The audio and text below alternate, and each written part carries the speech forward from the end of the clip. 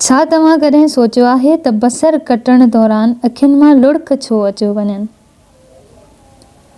जॾहिं त खीर मिठो ऐं ॾही खटी छो थींदी आहे?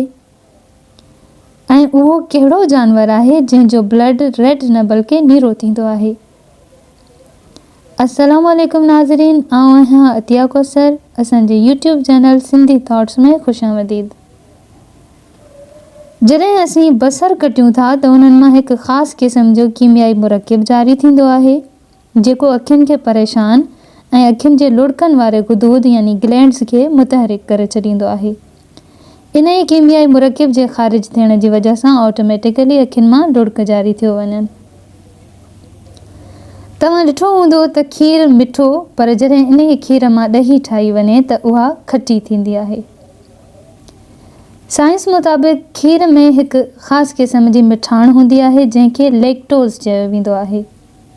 And because of the lactose खीर मिठो लॻंदो आहे, पर जॾहिं साॻे ई खीर खे कर्ड में कन्वर्ट कयो वञे त लैक्टोज़ लैक्टिक एसिड में कन्वर्ट थी वेंदो आहे ऐं ॾही खटी थी वेंदी आहे because of the lactic acid. तव्हां ॾिठो हूंदो तमामु एनिमल्स जो ब्लड कलर रेड हूंदो आहे, लेकिन ऑक्टोपस हिकु अहिड़ो एनिमल आहे जंहिंजे ब्लड में हिकु ख़ासि क़िस्म जी प्रोटीन हूंदी आहे जंहिं करे ऑक्टोपस जो ब्लड कलर ब्लू थी वेंदो आहे।